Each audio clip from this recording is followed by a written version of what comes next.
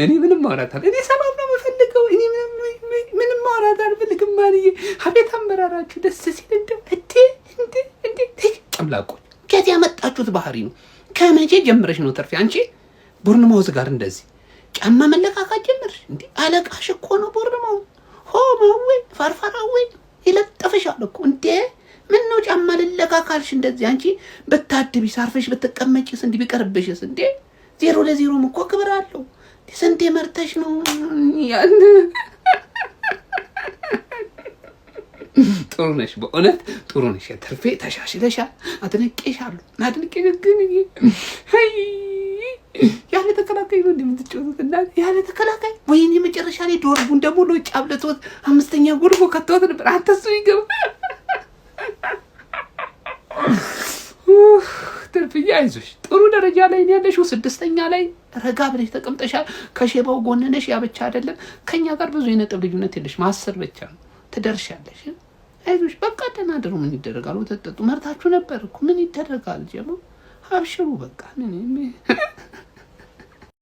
ወያለው ይቅርታ። እኔ ፈርስታፍ መጥቼ አፌን ከፍቻለሁ።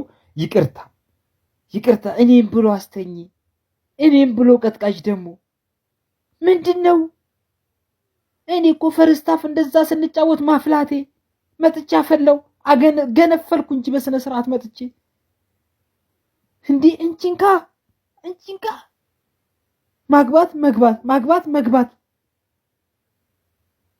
ቢስሚላሂ 10 ካገባን 11 እንደሚገባብን አምኛለሁ ነኝ።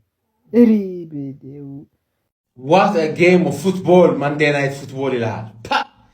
አንድ የማንቼ ደጋፊ ቅር እንዳይል ይሄ ክብር ያለው አቻ ነው ማን የሚገርም ጌም 4 እኩል ያላየ ነው። ቅጣት ምት በዚህም በዛም በኩል የብሩኖ ፈርናንዴዝ ቅጣት ምት እንደ አባቱ ነው የሚያምረው፣ ግን ዳኛው ዘርፏቸው ነው አያሰጥም ነበረ።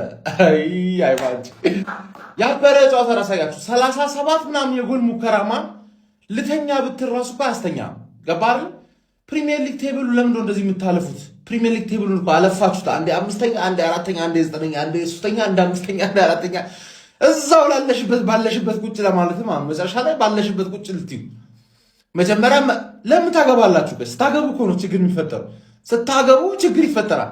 እንደ ሐሳብ ከ0-0 ለማጥጡ ሁሉንም ጨዋታ ልክ ስታገቡ ነው ነብር ይሆኑባቸዋል እነሱ አይደል?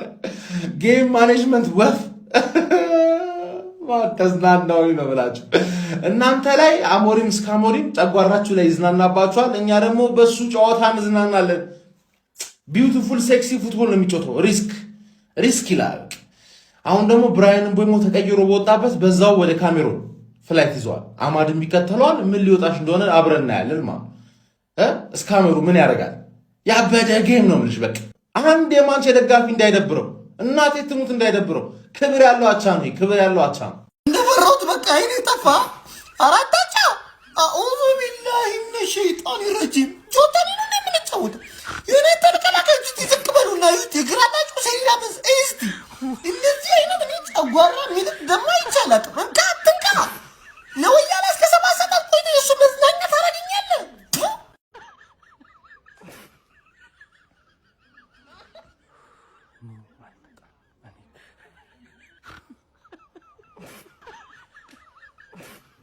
ይኸውላችሁ ቀጣይ ጨዋታ ደግሞ ከቪላ ነው። ካስሜሮ አይገባም። ኢምቦይሞ፣ አማድ፣ ማዝራዊ ይሄዳሉ። ምን አይነት አሰላለፍ!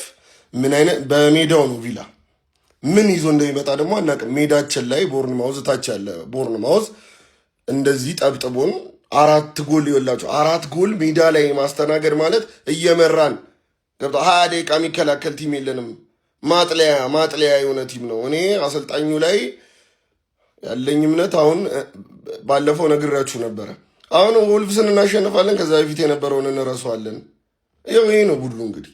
ቢስሚላህ የሚገርም ጨዋታ ነበር፣ ግን ምን ዋጋ አለው? 4 እኩል ወጣ። አሁን ቦርንማውዝ ነጥብ ጣለ የሚል እኮ አይጠፋም። ዩናይትድ ነጥብ ጣለ። ያም ቢሆን ግን አልተሸነፍንም። ዛሬ በጣም ያሳዝነኝ ካፒቴናችን ነው። ጨዋታው ካለቀ በኋላ ብታዩት ድፍት ነው ያለው። በቃ በጣም ነው የተበሳጨው። ጎሉን ሲያስቆጥር አይታችሁት አቃተምቱን የነበረው ጅማቱ ግትርትር ብሎ አስጨፋሪ እኮ ነው የሚመስለው ስቴዲየም ላይ። ማቲያስ ኩኛ ራሱ እንደዛ ጨፍሮ ኧረ የኡስታዝ ጉዳይ ግን አሳሳቢ ሆኗል። ኡስታዝ ምን እንዳየብኝ አላውቅም። ቡዳ በልቶት ይሆን አላውቅም። እንደዛ አልነበረም እኮ ያ ኦናና ነው ዓለም ዋንጫ ላይ ቅስሙን ሰብሮት በቃ ይሄ ከዓለም ዋንጫ ከወደቁ በኋላ ጠፍቷል። ከዛ ከመጣ በኋላ ጠፍቷል ኡስታዝ። አማዱ ሁሉ ነገር ነበራት ሄቨን ሁሉ ኧረ ዩናይትድ ሰዎች ዩናይትድ ጎል ገብቶበት ሊያገባ አይነሳም ነበር። እኔ የማውቀው ስላችሁ በፊቱን ፈርጉሰን አይደለም አሁን ያለው አምና የነበረው ዩናይትድ እንደዛ አልነበረም። አሁን እኮ ጎል ገብቶበት ለማግባት ይነሳል። አይታችሁት እንደሆነ እና ይሄ ተስፋ የለውም ለውጥ የለውም። ካምናው አልተሻሻለም ነው የምትሉኝ? ይሄ ቡድን እየተሰራ ነው። አሁንም እንኳን አልተሸነፍንም፣ ግን እየተበሳጨን ነው አይደል? አልሐምዱሊላህ። ይሄንስ ማን አያበ ሰዎች ተመስገን በሉ ሰዎች። ደረጃ ምናምን አትዩት። ያበሳጫል። አሁን ጌም ማኔጅመንት ምን እንዳትሉኝ። ዛሬ ጌም ማኔጅመንት ምን አይደለም፣ በቃ አቅሙ ስላልነበረ ነው። በቃ ከአቅማችን ከችግር ይሄ በቃ ከኛ አቅም በላይ ነበረ።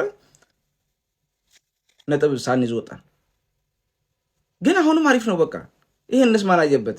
አልሐምዱሊላህ ብሎ አምና 3-0 ነው የተሸነፈው በዚህ ቡድን። ጎሉን ከተሳሳትኩ ነው እንጂ አረሙኝ።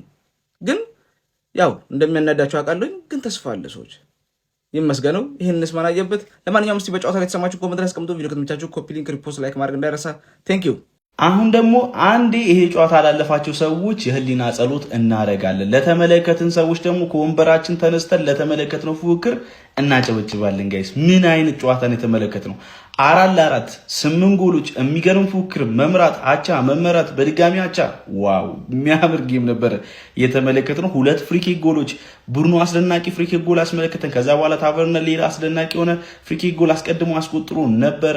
ከ39 የሚደርሱ ሙከራዎችን በጨዋታው ላይ ተመልክተን ነበረ። ምን አይነት ፋይት ነበር የተመለከትነው ጋይስ። ሰኞዬን በጣም ብሩህ አድርጎ በቃ ደስ የሚል እንቅልፍ ነው አሁን የምተኛው እንደዚህ አይነት ጨዋታ ስትመለከት ማለት ነውና የሚገርም ፉክክር ነበር የተመለከትነው። በጎሎች የታጀበ ማራኪ ጨዋታ ነበረ። ለማንኛውም እናንተ ስለዚህ ጨዋታ ምን ትላላችሁ? ሀሳባችሁን ኮመንት ሴክሽን ላይ አካፍሉኝ። የፕላስ ምልክቱን መጫን እንዳትረሱ። ይሄ አይገባንም እኮ ምን አይነት ገድግድ ነው ያለው እዚህ ቡድን ውስጥ? ምን አይነት ገድግድ ነው? ዛሬ ማን እንዳቃጠለ ታውቃላችሁ? ያ መላጣ ብሬም ቤሞ አኡዙ ቢላ በጣም ነው ያቃጠለኝ። በጣም ይሄ አይገባንም ነበር። ይሄ አይገባንም። ያገባሉ ይገባባቸዋል። ምን አይነት ጨዋታ ነው? እያቃጠላችሁኝም ከሳምንት እስከ ሳምንት ያው ጠብቃችኋል።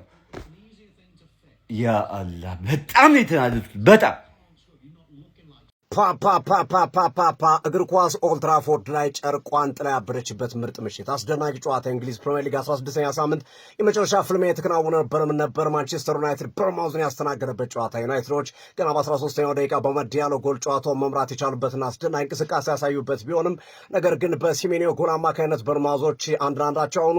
ለረፍት ማንቸስተር ዩናይትዶች በካዝሜሮ ጎል አማካኝነት መርተው መውጣቸው ነበረ። ነገር ግን ከረፍት መልስ ገና በሴኮንዶች ውስጥ ኢቫን ኤልሰን ባስቆጠራ ጎል በርንማውዞች ወደ ጨዋታ ተመለሱ። ከዛም በተከታታይ በ7 ደቂቃዎች ሌላኛ ጎል አስቆጥሮ ታቫርነር 3-2 መምራት ጀምሮ ነበረ። የአሰልጣኝ ሩበን አሞሪም ቅያሬ ዛሬ ድንቅ ነበረ። በቅያሬዎቹ እንደገና ወደ ጨዋታው መጥቶ ነበረ። ብሩኖ ፈርናንዴዝ እጅግ ውብ የሆነ ቅጣት ምት የታቫርነርን ቅጣት ምት በቅጣት ምት አጣፍቶ 3-3 ሆኑ። ኩኛ ከቤንያሚን ሼሽኮ ያገኘውን ኳስ መረብ ላይ አስቆጥሮ ማንቸስተር ዩናይትድ 4-3 መራ። በኋላ ላይ ክሩፒ ተቀይሮ ገብቶ የማንቸስተርን ተክቶ የገባው ተጫዋች 84ኛው ደቂቃ ላይ ለበርንማውዝ ያቻነቱን ጎል አስቆጥሯል። ጨዋታው ከዛ በላይም ድራማ ሊኖርበት ይችል ነበረ። በመጨረሻዎቹ ደቂቃዎች በተለይ በርንማውዞች ያከሸፏቸው ወይም ያልጠቀሙባቸውና ሰኔ ላማንስ ያረነባቸው ኳሶች የሚጠቀሱ ነበሩ። በጣም ውብ ጨዋታ፣ አስደናቂ ፍልሚያ፣ አስደናቂ ፍጥጫ አይተናል። በርንማውዝ በታሪኩ ለመጀመሪያ ጊዜ ወይም ደግሞ በማንቸስተር ዩናይትድ ታሪክ 3 እና ከዛ በላይ ጎል በተከታታይ 3 ጨዋታዎች ያስቆጠረ የመጀመሪያው ክለብ ኦልትራፎርድ ላይ በመሆን ታሪክ የሰራበት ጨዋታ ሆኗል። ቀያዮች ሰይጣኖች ማንቸስተር ዩናይትዶች ኦልትራፎርድ ላይ ነጥብ ጥሏል። ጨዋታው ግን ዋው በጣም ምርጥ ነበረ። እንዴት ነበረ? እናንተስ ሀሳብ ስጡበት። የፕላስ ምልክቱ በመጫን ፎሎ ያድርጉ። ይህ ትርታ ሲቲ ስፖርት ነው። ይመቻችሁ። መልካም አዳር።